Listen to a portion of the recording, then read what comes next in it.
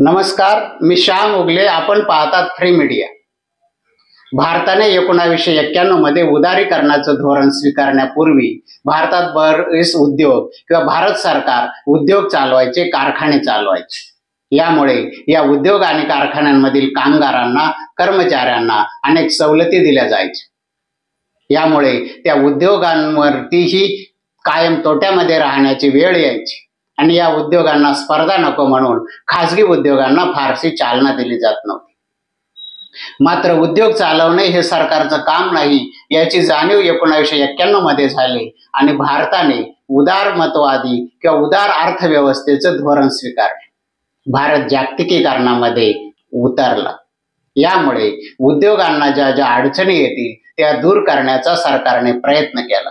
त्यातूनच अनेक कामगार कायदे शिथिल करण्यात आले. कामगारांना दिलेली संरक्षण काढून घेण्यात आली.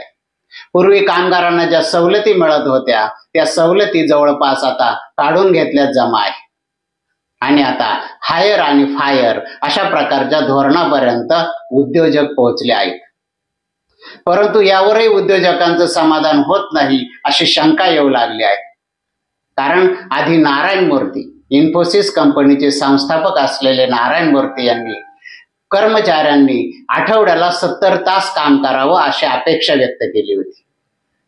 भारताला 2047 मध्ये महासत्ता व्हायचं असेल तर अशा प्रकारे काम करावंच लागेल अशी भूमिका त्यांनी मांडली होती.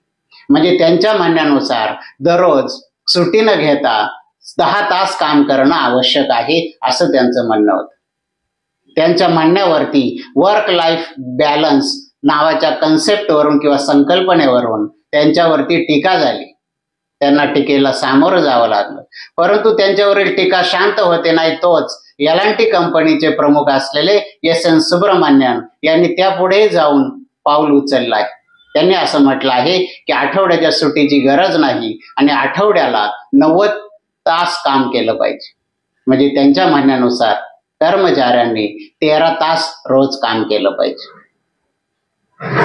यापुढे जाऊन सुब्रमण्यन यांनी एक वाक्य बोललेलं आहे जे वादात सापडलं आहे किंवा ज्याच्यावरून त्यांची टिंगल-टवाळे आणि त्यांच्यावर टीका केली जात आहे. ते म्हणजे कर्मचाऱ्यांनी घरी जाऊन बायकोचं तोंड किती वेळ बघायचं असं त्यांचं म्हणणं आहे. आता कर्मचाऱ्यांना वेळ किती असतो, ते घरी किती जातात, हा सगळा चर्चेचा विषय आहे. आज आपल्याला त्याच्याविषयी बोलायचं नाही. मात्र दोन उद्योगपती थोड्याशा फरकाच्या अंतरानं एकाच प्रकारचं विधान करत असतील तर उद्योग जगताचं कर्मचाऱ्यांकडून काम घेण्याबाबतचं समाधान अद्याप झालेलं नाही आणि त्यांना कामगारांचे किंवा कर्मचाऱ्यांचे तास वाढवून पाहिजेत असं दिसतंय. मुळात आता कामगार किंवा कर्मचाऱ्यांना कुठलंही संरक्षण उरलेलं नाही.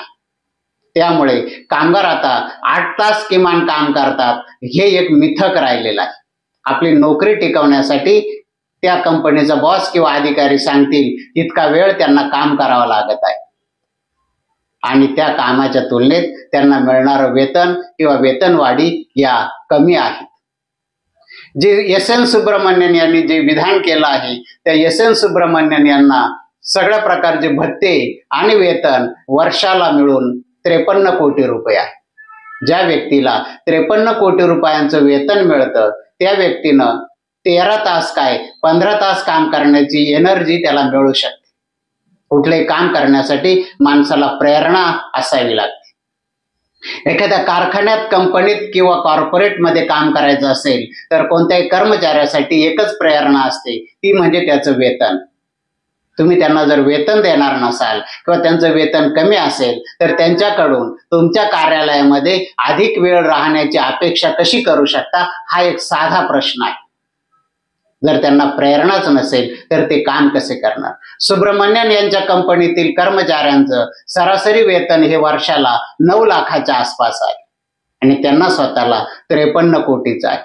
त्यामुळे 9 लाखाचं वेतन घेणाऱ्या कर्मचाऱ्यांची प्रेरणा आणि सुब्रमण्यन यांच्या काम करण्याची प्रेरणा यामध्ये 500 पटीचा फरक आहे. एवढा फरक कामाच्या म्हणजे वेतनाच्या पट्टीमध्ये एवढा फरक असू शकतो तर त्यांच्या काम करण्याच्या पट्टीतही तितकाच फरक राहणं साहजिक आहे. तरीही कर्मचारी आज 8 तासापेक्षा अधिक काम करत असतात. यामुळे कर्मचाऱ्यांचे आधीच संरक्षण काढून घेतलं असताना आता त्यांच्यावरती अधिक कामाच्या तासांचा बोजा टाकण्याचा प्रयत्न उद्योग जगताकडून होणार असेल तर ते चुकीच्या दिशेनं जात आहेत असं म्हणावं लागेल. कारण त्यांना कामाची प्रेरणा न देता त्यांच्याकडून जर तुम्ही काम करून किंवा अधिक वेळ काम करून घेण्याची अपेक्षा बाळगणार असाल, त्यासाठी देशामध्ये कायदा तयार व्हावा यासाठी वातावरण निर्माण करणार असाल, सरकारवर दबाव आणण्याचा प्रयत्न करणार असाल तर तुम्ही अतिरेक करत आहात असं म्हणावं लागेल. कारण कामगार असोत, उद्योजक असोत, समाजाला दोन्हींची गरज आहे आणि या दोन्हींशिवाय समाज चालू शकणार नाही किंवा उद्योग जगत चालू शकणार नाही. त्यामुळे त्याच्यामध्ये बॅलन्स किंवा समतोल राखण्याची गरज आहे. याच हिशोबानं पाश्चिमात्य जगतामध्ये वर्क लाईफ बॅलन्स नावाची संकल्पना आली आहे, काम आणि जीवन. कारण काम हेच सर्वस्व नाही आणि तर आपलं त्या व्यतिरिक्तही कुटुंब असतो, समाज असतो. त्यासाठी आपल्याला भावनिक गुंतवणूक करावी लागते, वेळ द्यावा लागतो.